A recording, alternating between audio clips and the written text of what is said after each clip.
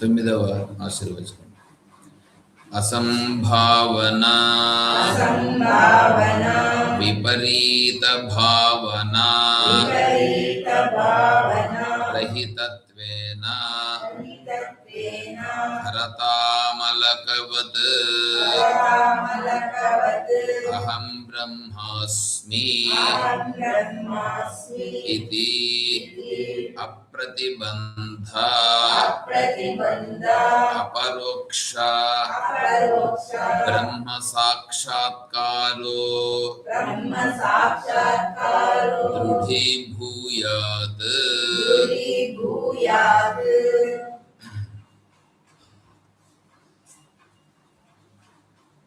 గురువు గారు ఆశీర్వచనం చేస్తున్నారు. అసంభావన విపరీత భావన, ఇవి భావనాత్రయమని మూడు ఉన్నాయి. అసంభావన, విపరీత భావన, సంశయ భావన. అసంభావన అంటే ఏంటంటే ఆత్మస్వరూపం లేదు, అది అసంభవం అని మాట్లాడతారు. తర్వాత విపరీత భావన. విపరీత భావన అంటే ఇదంతా సగుణ బ్రహ్మ, నేను ఆత్మస్వరూపము అంటే వీడు పిచ్చోడు, ప్రపంచం కనిపిస్తూ ఉంటే దీన్ని వీడు సగుణ బ్రహ్మ అంటా ఉంటాడు, కాబట్టి వీనితో మనకు అక్కర్లేదు అని వాళ్ళు ఇది సత్యం అని చూస్తారు.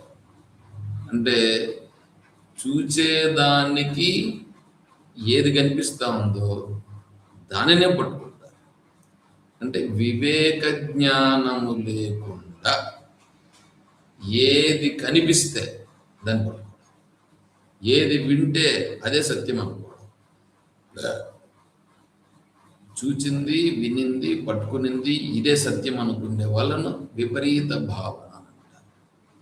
అట్లా విపరీత భావనలో ఉండేవాళ్ళు, అది విపరీత భావన దోషం. అసంభావన అంటే ఆత్మస్వరూపం లేదు, భగవంతుడు లేడు అని. విపరీత భావన అంటే ఇదంతా ప్రపంచమే, పరమాత్మ లేడు అని మాట్లాడు. తర్వాత సంశయ భావన. ఇది సంశయ భావన అనేటువంటిది ఉన్నాడా లేదా అంటే ఉన్నాడంటే ఉన్నాడు, లేడంటే లేడు. ఈ వీళ్ళింగా పెద్ద దాన్ని ఏమంటారంటే అతి తెలివిలు అంటారే, అట్లా అతి తెలివితో మాట్లాడతారు. మాకే తెలుసు అంటే ఉన్నాడంటే ఉన్నాడు, లేడంటే లేడు. అంటే ఈ పక్క మాట్లాడతాడు, ఆ పక్క మాట్లాడతాడు. నీకు తెలిసి మాట్లాడతాడంటే తెలియదు మాట్లాడతాడు. అట్లాంటి అది అసంభవం, అది సంశయ భావం. ఇటువంటివి ఈ మూడు దోషాలు నాకు లేకుండా. మరి మూడు దోషాలు లేకపోతే ఏమవుతుంది? అప్పుడేమవుతుందంటే బ్రహ్మతత్వం అనేది నీకు స్పష్టంగా తెలుస్తుంది. నేనే బ్రహ్మ, బ్రహ్మమే నేను అనేది తెలుస్తుంది. ఎట్లా తెలుస్తుంది అంటే ఏ విధంగా ఉంటుంది? దానికి ఉదాహరణ చెప్తున్నాను.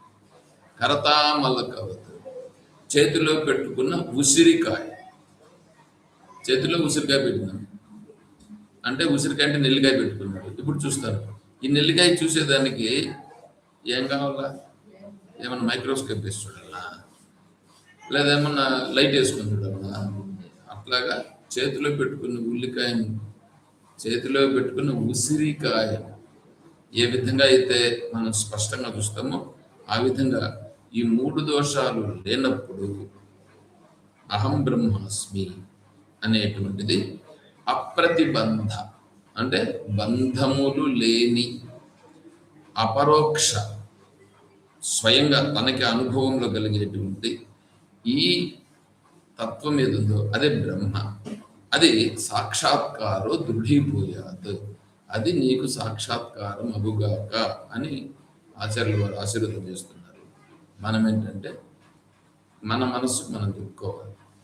ఈ అసంభావన దోషం కానీ, విపరీత భావన దోషం కానీ, సంశయ భావన కానీ ఇవన్నీ నాకు లేవు అవి ఉంటే వాటిని పరిష్కారం చేసుకోవాలి. ఎట్లా ఏం కథ అని తెలుసుకొని గురువు గారిని అడిగి తెలుసుకొని ఎట్లా అని వాటిని తొలగించుకోవాలి. తర్వాత అప్రతిబంధం. నాకు ప్రతిబంధం లేదు అంటే బంధాలు ఉంటాయి కదా, అసలు బంధాలు లేవు, ప్రతిబంధం లేదు అసలుకి. ఆ అపరోక్ష, పరోక్షమా అపరోక్షమా, సాక్షాత్ అపరోక్షమా అంటే సాక్షాత్ అపరోక్షం, నేనే బ్రహ్మ, బ్రహ్మమే నేను అనేటువంటి స్థితిలో నేను ఉండాలి అని దృఢం చేసుకొని ఈ శరీరానికి, ఈ మనస్సుకు, ఈ ఇంద్రియాలకు ఉండేటివన్నీ కూడా కర్మానికి సంబంధించిన జరుగుతున్నాయి అని చెప్పి వాటిని చూస్తూ సాక్షిగా ఉంటా. అలా నేను చేస్తున్నాను అని, నేను సాక్షిగా ఉంటున్నానని ఉంటున్నాను.